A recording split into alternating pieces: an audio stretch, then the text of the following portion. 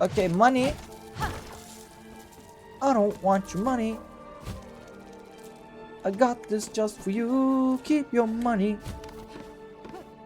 Yep. Do you guys know that one musical from Manuel Miranda? I think it's called 21st Chump Street. Not sure if I ever talked about that one. I don't think it's very clear with its message due to some dramatic writing. Okay, I was talking about that one musical, so basically I think its main message is don't do bad things for anyone's sake. It's basically about this one kid who's like an, I think Americans call it like an honor roll student, something like that. Like straight A's, perfect model student, like is great at everything he does, etc.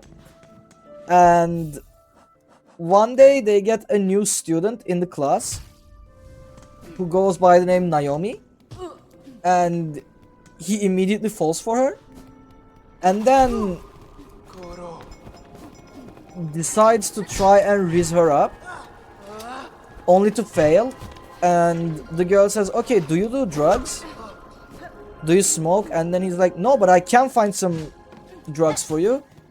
And she's like, okay, find me some drugs.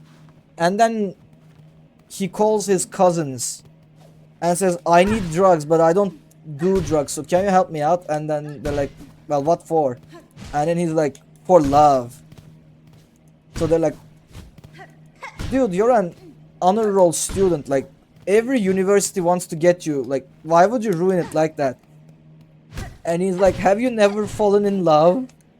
And they're like, okay, you know what, get him the stuff. And so he gets the stuff, and he's like, okay, will you be mine? And she takes the drugs, and the next day a lot of cops come to the school and just take everyone away, and then it's revealed that this girl was actually an undercover cop. And she doesn't even, like, the kid doesn't even take the money. Like, there's a song called The Money, in which the girl begs the guy to take the money so that it can be some sort of trade. Like, oh yeah, this guy sold me drugs.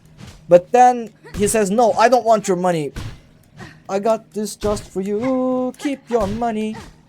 And, you know, he tries to raise her up and thinks that, you know, she feels sad because he's doing it for free. But actually, she doesn't even feel sad. She just, you know, wants to frame him.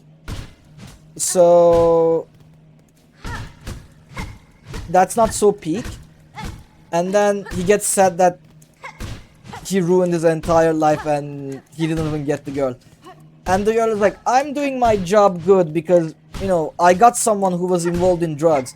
So until that point, it's like, okay, you know what? Yeah, like, you should not be doing drugs or, you know, meddling with them for anyone's sake. At the same time, the girl literally corrupted someone who was not going to do drugs in the first place anyway, so she's not doing her job good. She's literally trying to feel better about herself by, you know, asking a model student about drugs.